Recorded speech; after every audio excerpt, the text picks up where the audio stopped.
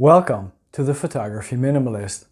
In this video I want to talk about the Konica Autoreflex TC and the 3 lenses that I have to go with this camera, which I recently picked up. And this is going to be somewhat of a half review, or maybe better said, a split verdict. And there's a reason for that. On the one hand, I want to talk about the camera body, and on the other half I want to talk about the Hexanon lenses. What's the reason? Well, I was eager to use this camera last week, and about halfway through my roll of Ilford Delta 400, the camera broke down on me. So when I advance the camera, it automatically releases the shutter, so I can just keep on advancing.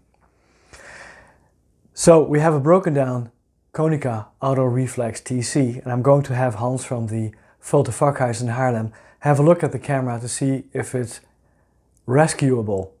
Is that a good English word? I don't know. We'll have to see if we can still rescue this camera. And if not, I already have my eye on a new body because I really want to do a full review on this camera, and especially the Hexanon lenses. So I want to talk about the camera, and I want to talk about the lenses, and I am going to show you 14 images that I was able to make with this camera, being the Ilford Delta 400. Let's have a look at this Konica Autoreflex TC, which was built between 1978 and 1982. This was the first Konica SLR that incorporated more plastic in the body.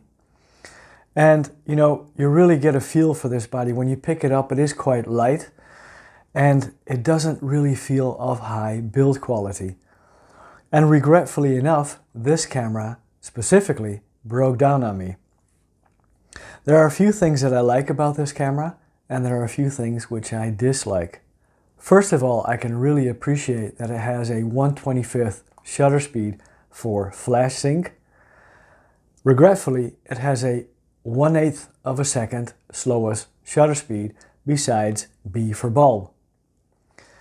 It has a self-timer, which I never use, and it has a sort of a strange button on the back that when you press it in, it locks in your film advance lever on top of the camera, and it locks your shutter release button when it's working, of course.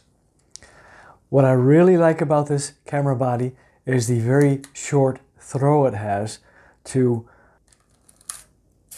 go to the next frame. It's a very short throw in comparison to other SLRs. And again, when you press the button on the back, it locks the shutter release button and it returns your film advance lever to the home position, so to say. All in all, it's not a bad camera. It is a very basic camera.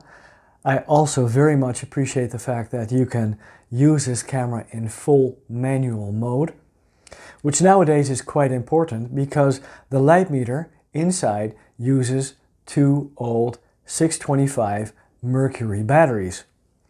And we all know that these batteries are not being produced anymore, rightfully so, because of the mercury content. But there are alternatives to still use the light meter. You can buy 2 wine cells, and you can also buy or make an adapter. And I'll put some links below for all the information with regards to the alternatives that you can use for these 625 mercury batteries. I did not use the internal light meter in this camera. I used a separate handheld light meter, hence the fact that I really appreciate that you can use this camera in full manual mode. Okay, so far so good for the camera body. Well, if it was in working condition. Let's have a look at the lenses.